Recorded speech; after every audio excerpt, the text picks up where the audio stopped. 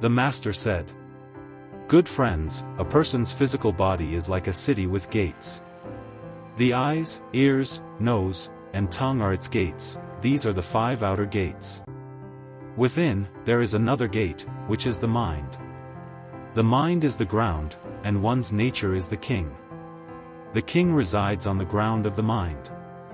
When the nature is present, the king exists. When the nature departs, the king ceases to exist. When one's nature is present, both body and mind exist. When it departs, both body and mind perish. The Buddha is produced from within one's own nature. Do not seek it outside the body. If your own nature is deluded, you are an ordinary person. If your own nature is awakened, you are a Buddha.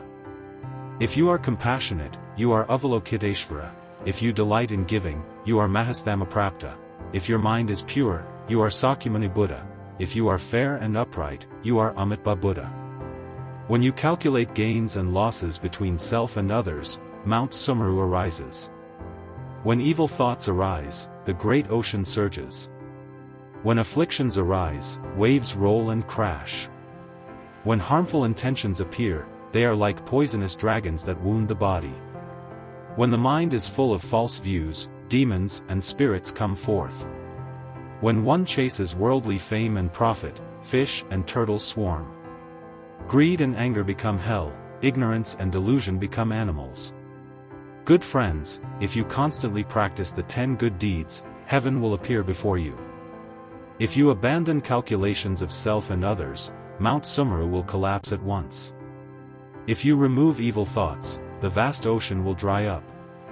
When afflictions are gone, the waves will cease.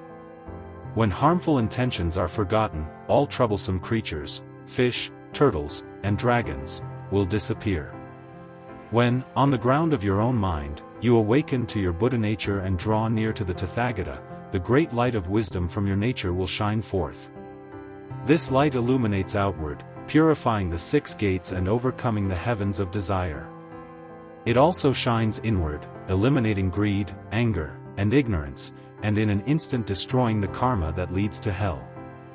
When both inside and outside are thus illuminated and clear, there is no difference from the Western Pure Land.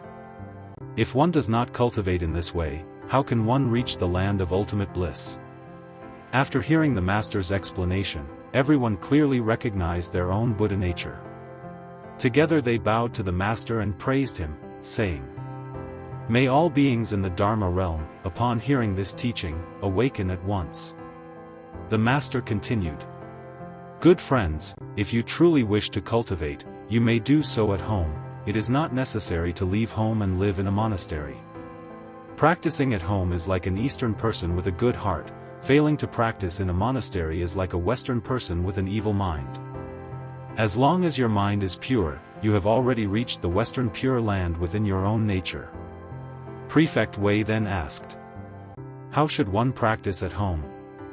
Please instruct us further." The Master said, "I will recite for you a verse called the Formless Gatha. If you practice according to it, it will be as if you are always with me. If you do not practice accordingly, then even if you shave your head and leave home, what benefit is there for the Buddha way?" The verse says, "If the mind is even, why bother observing precepts? If conduct is upright, what need is there for meditation? Kindness lies in filial care for parents. Righteousness lies in mutual compassion above and below. Yielding brings harmony between high and low. Patience ends the clamor of all evils. If you can drill wood to make fire, a red lotus will surely grow from the mud. Bitter words are good medicine. Unpleasant advice is always sincere. Correcting faults gives rise to wisdom.